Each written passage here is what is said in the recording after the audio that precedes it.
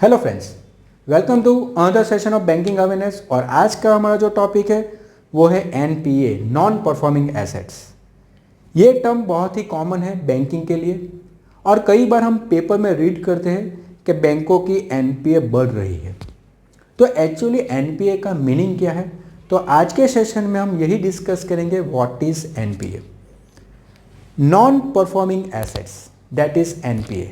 अगर इस वर्ड को हम डिवाइड करें, नॉन परफॉर्मिंग और एक वर्ड है एसेट्स, यानी जो भी एसेट्स है, यानी बैंक की जो भी एसेट्स है, अगर बैंक उस एसेट्स पे इनकम अर्न नहीं कर रही है, यानी बैंक को उस एसेट पे से आमदनी नहीं आ रही है, तो उसको हम बोलेंगे that is known as non performing assets.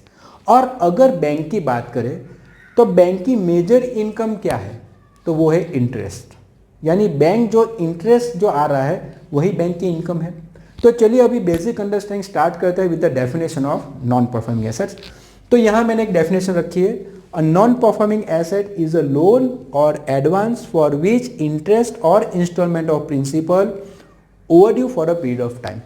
यानी बैंक जो लोन या फिर एडवांसेस किसी को भी देती है और उसके पास से इंटरेस्ट या फिर रिपेमेंट ऑफ प्रिंसिपल सही टाइम पे नहीं आता है, तो उसको हम बोलेंगे that is known as non performing asset.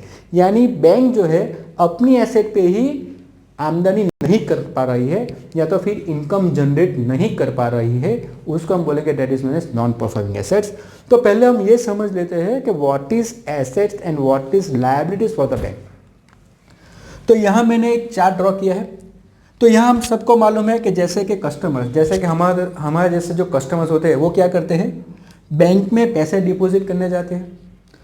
तो यहाँ कस्टमर क्या करेगा, बैंक में पैसे देगा एज अ डिपॉजिट, और बैंक क्या करेगा, कस्टमर को इंटरेस्ट प्लस प्रिंसिपल देगा। तो यहाँ बैंक के पास जो भी पैसा आता है वो तो फिर से रीपे करना है, किसको रीपे करना है, कस्टमर को विथ इंटरेस्ट। तो बैंक के लिए ये क्या हो जाएगी, that is known as liabilities. तो बैंक के लिए ये हो गई लायबिलिटीज। उसी तरह जो भी पैसा बैंक के पास आता है तो बैंक उसमें से इनकम जनरेट करता है, और इनकम जनरेट करने के लिए बैंक क्या करता है, वो लोन देता है। किसको लोन देगा, या कंज्यूमर लोन देगा, या फिर इंडस्ट्रियल लोन दे सकता है, या फिर एग्रीकल्चर लोन दे सकता है, और वहाँ से वो इंटरेस्ट अर्न करता है। यानी बैंकों की जो इनकम आती है वो यहाँ लोन से आती है। इसलिए यहाँ जो पैसा बैंक देता है कंज्यूमर को, कॉर्पोरेट को या फिर एग्रीकल्चर को, और वहाँ से जो इंटरेस्ट अर्न करता है, तो इसको हम बोलेंगे that is known as assets. तो बैंक के लिए ये सब क्या है, एसेट्स, क्योंकि ये इनको इनकम जनरेट करके देती है। और अगर लोन की बात करें तो कंज्यूमर लोन कौन कौन सी आ जाती है, तो जब भी हम कार लोन लेते हैं, ठीक है, या फिर हाउसिंग लोन लेते हैं, या फिर क्रेडिट कार्ड जब भी हम यूज़ करते हैं, तो किस में आ जाएगी, that is known as consumer loan. उसी तरह इंडस्ट्रियल लोन किसको बोलते हैं, तो जब भी इंडस्ट्री लोन लेती है for machinery, for expansion of the business, okay, तो उसके लिए जो भी लोन लेती है उसको हम बोलेंगे इंडस्ट्रियल लोन। एग्रीकल्चर फार्मर जो भी लोन देता है फॉर ट्रैक्टर्स और फॉर फर्टिलाइजर्स, तो उसको हम बोलेंगे that is known as agriculture loan. तो ये सब जो है वो कंसिडर होती है एसेट्स फॉर द बैंक। अभी क्या होता है कि जैसे कि बैंक ने तो लोन दी, लेकिन अगर ये सब लोन का इंटरेस्ट सही टाइम पे जो बैंक को नहीं मिलता है, यानी बैंक की इनकम जनरेट नहीं होती है, तब हम उसको बोलते हैं दैट इज ये सब एसेट क्या हो गई, नॉन परफॉर्मिंग हो गई, क्योंकि इस पे से इंटरेस्ट मिल नहीं रहा है। और यहाँ वो टाइम फ्रेम कितना है, तो अगर जैसे कि कंज्यूमर को लोन दी और कंज्यूमर उसका इंटरेस्ट या तो फिर रीपेमेंट ऑफ प्रिंसिपल वो 90 डेज के अंदर नहीं दे पाता है, तो वो एसेट को बैंक या फिर आरबीआई किस में क्लासीफाई करती है, दैट इज एनपीए में क्लासीफाई करती है। तो उसी तरह कंज्यूमर लोन और इंडस्ट्रियल लोन का टाइम फ्रेम कितना है, तो वो है 90 डेज। यानी अगर 90 डेज के अंदर इंटरेस्ट या फिर रिपेमेंट ऑफ प्रिंसिपल नहीं दे पाती है बैंक को, तो वो कंसिडर होता है that is non performing asset. उसी तरह अगर एग्रीकल्चर की बात करें तो उसमें कंसिडर होता है टू हार्वेस्टिंग टाइम, ओके, यानी 2 बार फसल की कटाई होती है, तब तक का पीरियड जो है वो बैंक देती है और उसके बाद भी अगर रिपेमेंट नहीं होता है तो इसको भी हम इसमें क्लासीफाई करेंगे, that is known as non performing assets. तो यानी ऐसे बहुत सिंपल है कि किसको हम परफॉर्मिंग एसेट्स बोलेंगे, किसको हम नॉन परफॉर्मिंग एसेट्स बोलेंगे। तो ये बेसिक स्ट्रक्चर है कि कैसे एनपीए वर्क करता है। हमें ये चीज़ याद रखनी है, दैट इज जो पीरियड ऑफ टाइम होता है वो कितना होता है, मैक्सिमम 90 डेज का टाइम होता है। अगर 90 डेज के अंदर रीपेमेंट नहीं आता है इंटरेस्ट या फिर इंस्टॉलमेंट ऑफ लोन, तो उसको हम क्लासीफाई करेंगे, किसमें क्लासीफाई करेंगे, that is known as non performing assets.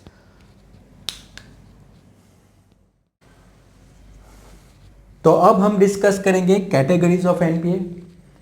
तो कैटेगरीज ऑफ एनपीए जो है यानी एसेट्स जो है, जो बैंक की जो एसेट्स है वो 2 पार्ट्स में डिवाइड होती है, आइदर परफॉर्मिंग जिसको हम बोलेंगे that is known as standard assets, और नॉन परफॉर्मिंग एसेट्स।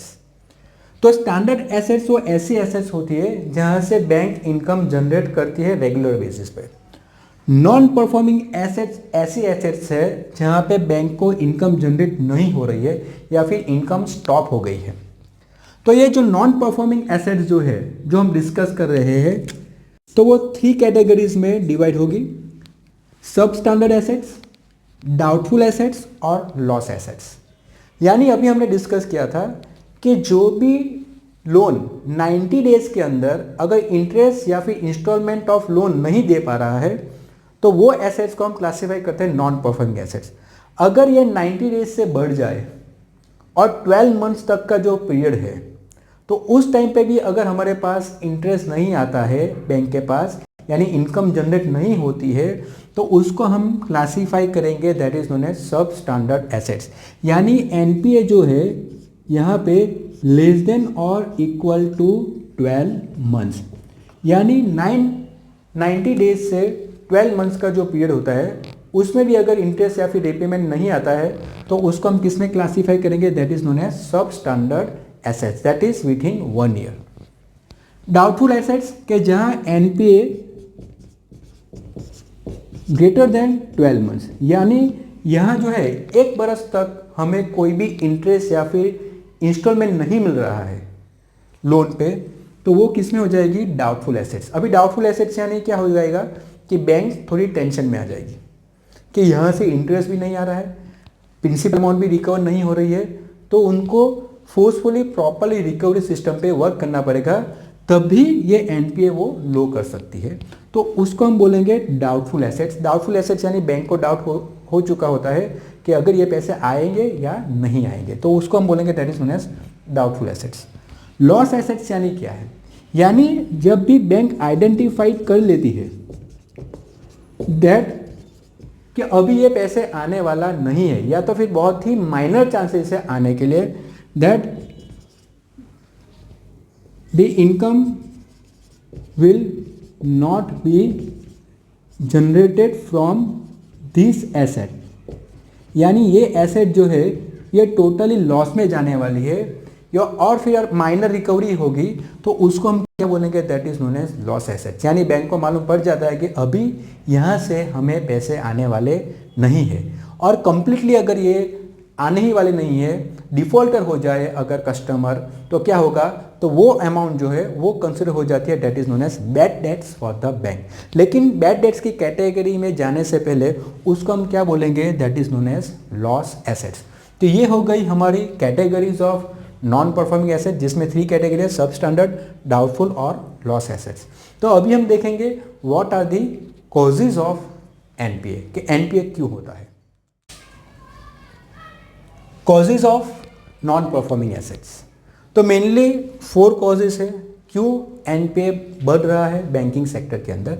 तो फर्स्ट जो रीज़न है दैट इज विलफुल डिफॉल्टर्स, यानी जिस कस्टमर को लोन दी है अगर वो कस्टमर डिफॉल्ट हो जाए या तो फिर जो कंपनी को लोन दी है वो कंपनी डिफॉल्ट हो जाए, तो उस सिचुएशन को हम बोलेंगे that is known as wilful defaulter. जहां कंपनी प्रॉपरली वर्क नहीं करती है, उनकी कॉस्ट एनालिसिस और इनकम एनालिसिस में थोड़ा प्रॉब्लम आ गया, तो उस हिसाब से अगर वो कंपनी खुद को डिफॉल्ट जाहिर कर देती है, तो उस सिचुएशन को हम बोलेंगे that is known as wilful defaulter. और यहाँ जो बेस्ट एग्जांपल है जो हम सबको मालूम है दैट इज किंगफिशर एयरलाइंस, जिसको हम बोल सकते हैं दैट इज विलफुल डिफॉल्टर्स। दूसरा जो पॉइंट है कॉज है वो है इंडस्ट्रियल क्राइसिस। इंडस्ट्रियल क्राइसिस कैसे होता है, तो जब भी इकोनॉमी में स्लो डाउन आता है, तो जब भी स्लो डाउन आएगा इकोनॉमी में यानी इकोनॉमिक क्राइसिस आती है, तो मेजर सेक्टर्स जो है वो है कैपिटल गुड्स सेक्टर और इंफ्रास्ट्रक्चर सेक्टर जो है वो काफ़ी अफेक्ट होते हैं स्लो डाउन के अंदर।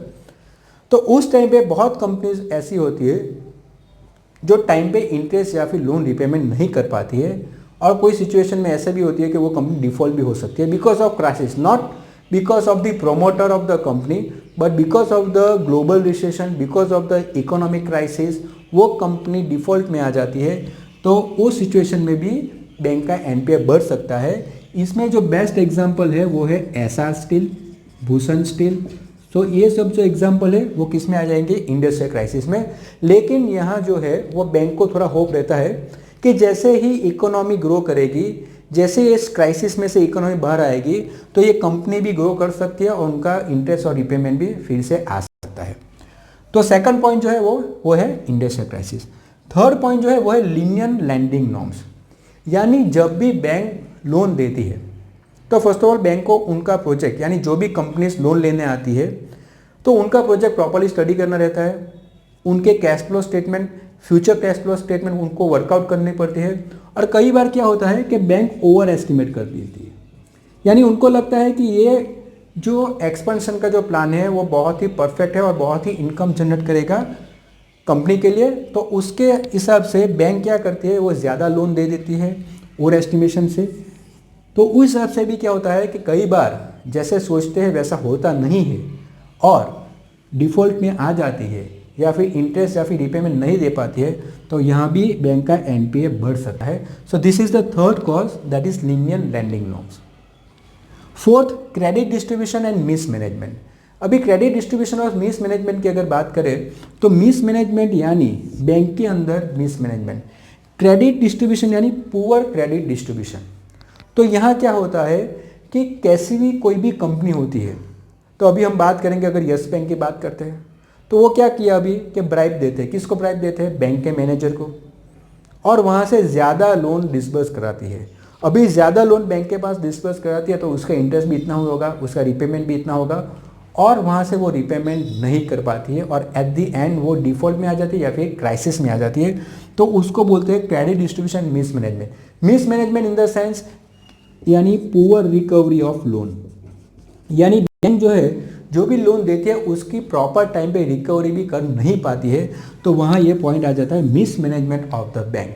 तो यहाँ अगर हम एग्जांपल देंगे तो यहाँ यस बैंक का जो है वो बेस्ट एग्जांपल है, या फिर नीरव मोदी का भी अगर एग्जांपल लेंगे तो that is one of the best example of credit distribution and miss management, जहाँ ब्राइब, करप्शन वो सब चलता है इस सिचुएशन में। तो ये है major fourth cause of NPA. तो ये जो हमने आज डिस्कस किया था रिगार्डिंग नॉन परफॉर्मिंग एसेट, वो बहुत ही इंपॉर्टेंट पॉइंट है और ये सब पॉइंट आप माइंड में रखें। और अगर आपको हमारा ये सेशन पसंद आया है तो प्लीज़ आपके फ्रेंड्स के साथ शेयर कीजिए हमारे चैनल को और सब्सक्राइब कीजिए, लाइक कीजिए, और प्लीज़ रिंग बेल ज़रूर दबाइए जिससे कि हमारे अगले वीडियो का नोटिफिकेशन आपको मिलता रहे। Thank you.